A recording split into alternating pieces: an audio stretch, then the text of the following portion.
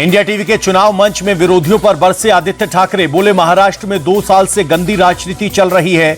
शिंदे फडणवीस की सरकार को असंवैधानिक बताया। चुनाव मंच में आदित्य ठाकरे के निशाने पर रहे मुख्यमंत्री एकनाथ शिंदे। बोले, उद्धव ठाकरे की वजह से शिंदे का करियर डरपोक थे, इसलिए भाग गए। महाराष्ट्र का बेटा होता तो ऐसा नहीं करते। बीजेपी नेता नीतीश राणे बोले, मुसलमानों के खिलाफ कुछ भी गलत नहीं कहा। सच है कि मुस्लिमों के बीच हिंदू सुरक्षित नहीं। हिंदू राष्ट्र में हिंदुओं को डरने की जरूरत नहीं।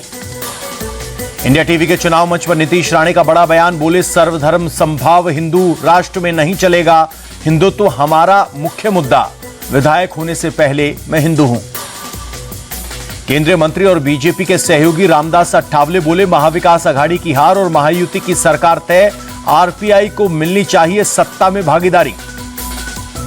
इंडिया टीवी के चुनाव मंच पर बोले अठावले, लोकसभा चुनाव में विपक्ष ने दुष्प्रचार किया, लेकिन महाराष्ट्र चुनाव में काम नहीं आने वाला। महायुति के साथ सबसे ज्यादा लोगों का समर्थन।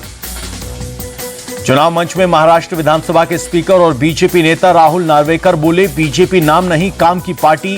बीजेपी के अंदर घराशाही नहीं, हम राष्ट्र की बात करते हैं। सीट शेयरिंग पर बोले नार्वेकर, महायुति में कुछ सीटों पर चर्चा बाकी, कुछ पर सभी का दावा। कांग्रेस ने तो अब तक एक भी सीट घोषित नहीं की। इंडिया टीवी के चुनाव मंच पर राज ठाकरे के सिपह सालार बाला नंदगांवकर। कहा, उद्धव ठाकरे ने राज ठाकरे के साथ विश्वासघात किया। जब धोखा मिला तो हमने साथ छोड़ा।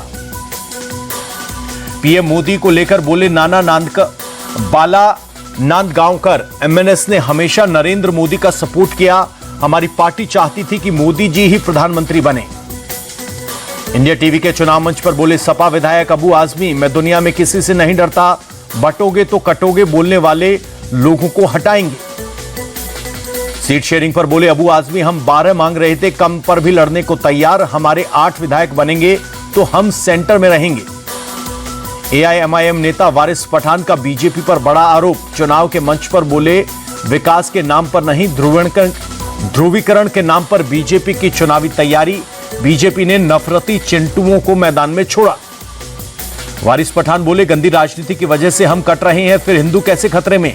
बटेंगे तो कटेंगे का नारा, कुर्सी खिसकने का डर। मुसलमानों के खिलाफ बयान देने वालों पर कोई कार्रवाई नहीं होती। बीजेपी नेता जफर इस्लाम का विपक्ष के आरोपों पर पलटवार। बोले, ध्रुवीकरण की बातें विपक्षी पार्टियां करती हैं। कांग्रेस समाज बांटकर राजनीतिक रोटियां सेकती है। हमें विकास की बदौलत जीत मिल रही है। महायुति में 23 सीटों पर फंसे पेच सुलझाने के लिए अमित शाह के घर हुई बैठक। करीब 4 घंटे तक एकनाथ शिंदे, देवेंद्र फडणवीस ने शाह के साथ की चर्चा। महायुति के बागियों को लेकर अमित शाह सख्त। सूत्रों के मुताबिक एकनाथ शिंदे और अजित पवार से कहा, ध्यान रखना कि बागी खड़े ना हो। तीनों दलों को साथ मिलकर चुनाव लड़ने का निर्देश। महाराष्ट्र में प्रधानमंत्री मोदी की ताबड़तोड़ रैलियों की तैयारी। 5 नवंबर से 14 नवंबर तक राज्य के हर क्षेत्र में महायुति के उम्मीदवारों के लिए करेंगे चुनावी सभा।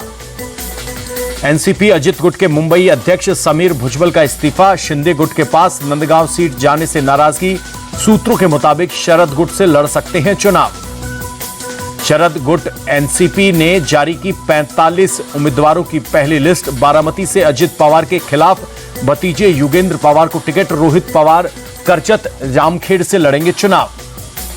जयंत पाटिल को इस्लामपुर, जितेंद्र आव्हाड को मुंब्रा सीट से टिकट। कटोल से अनिल देशमुख उम्मीदवार। रोहिणी खड़से को मुक्तिनगर से टिकट।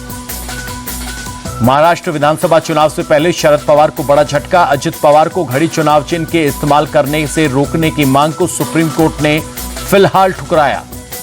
अजित पवार गुट को डिस्क्लेमर वाले आदेश का पालन करने का निर्देश। शीर्ष अदालत ने अजित गुट से हलफनामा मांगा। 6 नवंबर को अगली सुनवाई।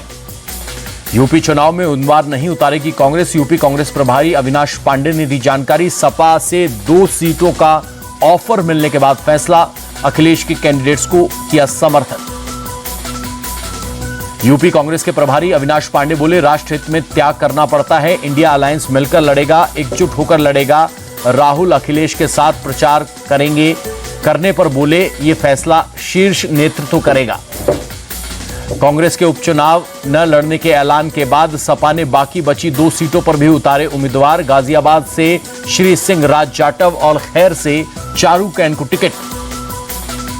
यूपी उपचुनाव के लिए बीजेपी ने जारी की 7 उम्मीदवारों की लिस्ट। गाजियाबाद से संजीव शर्मा को टिकट, फूलपुर से दीपक पटेल होंगे प्रत्याशी, कटेहरी से धर्मराज निषाद को मिला टिकट, करहल से अनुजेश यादव होंगे बीजेपी प्रत्याशी, मांझवा से सुचिस्मिता मौर्य, खैर से सुरेंद्र दिलेर होंगे उम्मीदवार, कुदरकी से रामवीर सिंह ठाकुर को मिला टिकट।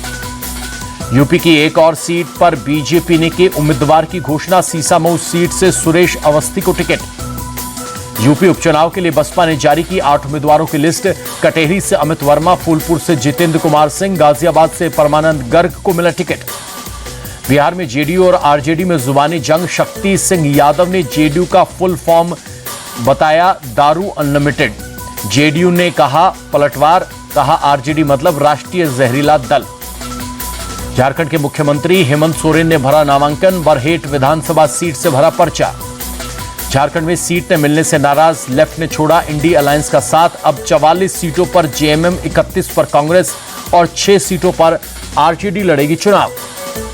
चक्रवाती तूफान दाना के बहाने शिवराज सिंह चौहान का हेमंत सोरेन सरकार पर हमला, बोले दाना से भी घातक है सोरेन सरकार, दोबारा सत्ता में आई तो तबाही मचाएगी। प्रियंका गांधी के चुनावी हलफनामे पर मचा घमासान, बीजेपी ने साधा निशाना, कहा गांधी परिवार के दिखाने के और खाने के दांत अलग अलग। प्रियंका ने रॉबर्ट वाड्रा की घोषित संपत्ति कम दिखाई। बीजेपी के आरोपों पर रॉबर्ट वाड्रा का पलटवार, मुझ पर 10 साल से झूठे आरोप लगाए जा रहे हैं, मैंने कोई गलत काम नहीं किया।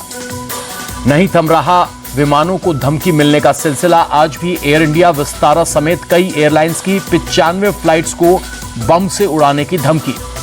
विमानों को लगातार थ्रेट कॉल से एक्शन में सरकार, सोशल मीडिया प्लेटफॉर्म मेटा और एक्स से मांगी जानकारी, जांच में सहयोग का भी दिया निर्देश। पंजाब के किसान नेता सरवन सिंह पंधेर का बड़ा ऐलान, 26 अक्टूबर से सड़कों पर उतरकर हाईवे पर करेंगे चक्का जाम। धान की धीमी खरीद और पराली जलाने को लेकर दर्ज एफआईआर पर गुस्सा। बारामूला के मालखाना कोर्ट कॉम्प्लेक्स में गलती से ग्रेनेड फटा, ड्यूटी के तैनात जम्मू कश्मीर पुलिस का एक जवान घायल। पुणे के पिंपरी चिंचवाड़ में मजदूरों के कैंप में बने टेम्परेरी पानी की टंकी गिरी, 5 मजदूरों की मौत, कई अस्पताल में भर्ती। वडोदरा की महिला हुई डिजिटल अरेस्ट की शिकार, पहली बार लाइव वीडियो आया सामने, 4 घंटे तक महिला को इसी घर में हाउस अरेस्ट कर रखा गया टॉर्चर।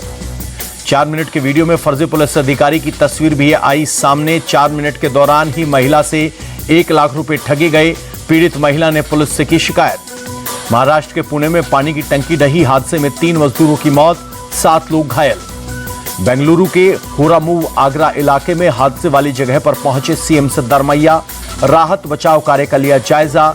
निर्माणाधीन इमारत ढहने से हुआ था हादसा। सीएम सिद्धरामैया ने मृतकों के परिजनों को 5-5 लाख रुपए का मुआवजे देने का ऐलान किया।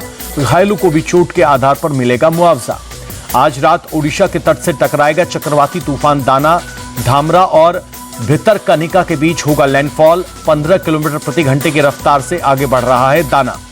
लैंडफॉल के समय 120 किलोमीटर प्रति घंटे के आसपास रह सकती है हवा की रफ्तार।